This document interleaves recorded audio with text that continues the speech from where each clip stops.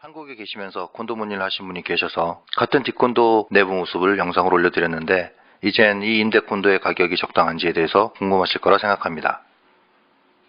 우선 치앙마이 임대 콘도는 두 가지 형태가 있습니다.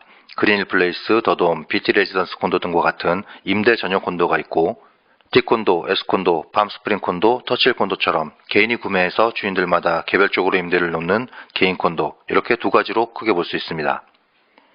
임대 전용 콘도의 경우는 가격이 정해져 있습니다. 몇 평, 방 형태는 몇 개인지에 따라서 가격이 정해져 있고 홈페이지나 임대하려는 콘도 오픈런트에 가시면 가격표가 비치되어 있어서 이런 경우는 바가지를 쓴다거나 사기를 당할 일이 없습니다. 다만 개인이 임대를 놓는 콘도들의 경우는 집주인들마다 내놓는 임대 가격이 많이 다릅니다. 같은 넓이의 같은 층, 같은 뷰의 콘도여도 가격 차이가 생기게 됩니다. 특히 D콘도와 같이 콘도 주인들이 다 달라서 임대료의 차이가 많은 개인 임대 콘도들의 경우는 문제 발생 소지가 많습니다. 거기에 중간에 개인이 워크퍼밋 없이 무자격으로 일하는 한국인들이 마진을 보기 위해서 임대 가격에 커미션을 넣어 가격을 부풀리는 경우들까지 있습니다. 예를 들어서 15,000바트에 계약을 했는데 나중에 개인적으로 집주인과 확인을 했더니 10,000바트 임대가 가능한 경우들이 생기기도 합니다. 저희 하우스앤카에서는 저희가 확인한 금액을 그대로 계약에 반영하고 있고 중개료가 많지 않은 단기 임대의 경우엔 소정의 수수료를 임차인에게 미리 고지하고 임대료와는 별도로 수수료를 받고 있습니다.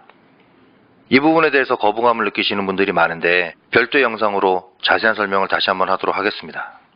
그럼 이제 콘도 가격 비교하는 방법, 같은 콘도에서 임대료가 적당한지 아닌지를 상대적으로 비교하는 방법을 설명해 보도록 하겠습니다. 예를 들어 여기저기 자료를 알아보고 확인하다 보면 왜 방 한 개짜리, 화장실 한 개짜리가 가격이 다르지? 라는 의문을 갖게 됩니다. 만약 같은 방 한 개에 화장실 한 개가 있고 작은 거실, 간단한 주방이 있는데 이렇게 같은 콘도인데 왜 가격이 다를까에 대해서는 아래 순서대로 확인을 해보시면 됩니다. 첫 번째, 넓이를 확인해 보십시오.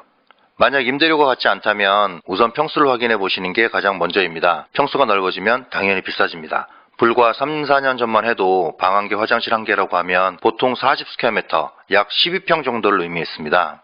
그런데 D콘도를 비롯해서 땅값이 비싼 지역에 새 콘도들이 지어지기 시작하면서 분양 가격을 올리는 방법으로 예전에는 스튜디오로 임대되던 30스퀘어미터의 콘도를 방 한 개, 화장실 한 개로 해서 판매, 임대를 하고 있습니다.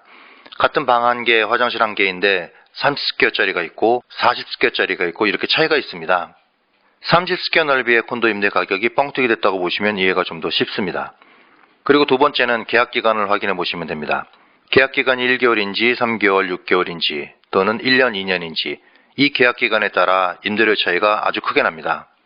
그리고 실제 계약 시에도 임대인과의 직접 협의를 통해서 가격 조정이 되는 경우들도 종종 있습니다. 그리고 세 번째는 계약 내용에 포함되어 있는 사항들에 대한 비교입니다. 임대료의 관리비는 포함되어 있는지, 방역은 집주인이 해주는지, 아니면 인터넷은 어떻게 되는지 이런 세부적인 사항들이 포함되어 있는지 아닌지를 비교해 보셔야 합니다. 이 부분을 간과하시는 분들이 많으신데 무조건 포함되어 있는 것이 아니라 협의에 의해서 임대료에 반영되게 됩니다. 네 번째는 가구나 가전제품 등의 상태 및 유무입니다. 실내 가구, 가전제품들의 상태를 보면 확인이 좀 더 쉽습니다. 임대료를 싸게 하려고 가구들을 싼 제품들로 구비하는 임대인이 많습니다. 가구들은 잘 구비되어 있는지, 저렴한 제품인지 혹은 고급 제품인지를 꼭 확인해 보십시오. 그리고 가전제품들에는 세탁기는 있는지, 에어컨은 몇 대인지, 그리고 주방용품들은 어떻게 갖추어져 있는지 이런 부분들을 꼼꼼히 따져보시면 임대료의 차이가 있다는 것을 알게 되십니다. 치앙마이 임대 가격에서 특히 같은 콘도에서 실제 임대 가격의 차이가 발생하는 부분은 콘도의 넓이와 가구, 가전제품들의 차이가 가장 큰 영향을 미칩니다.